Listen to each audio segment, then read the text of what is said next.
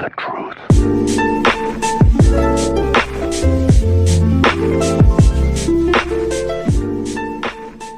Sharpening its personal attacks against U.S. President Donald Trump, despite the president's more measured tone when he spoke in Seoul, South Korea.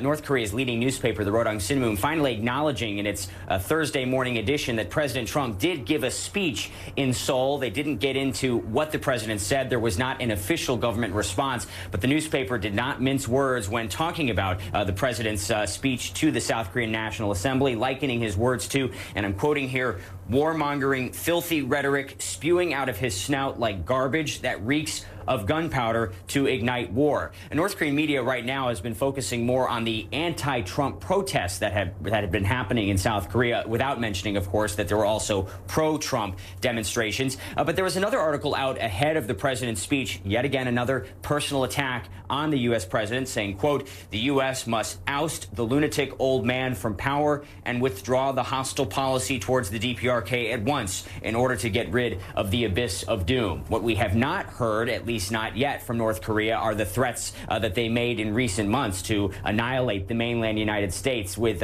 nuclear weapons. But they continue to say in North Korean state media that it is the United States and not their own government that is pushing the situation in this region very close to an all-out nuclear conflict. Meanwhile, in China, President Trump tries to convince the Chinese President Xi Jinping to crack down on North Korea over its human rights record. And there are some indications here in North Korea that China is in fact tightening the screws. There are reports out by both NK News and Reuters citing sources that China has completely cut off tourism to this country. That wouldn't be necessarily a major source of revenue, but certainly another symbolic act by China to cut off this regime, even though there have been some court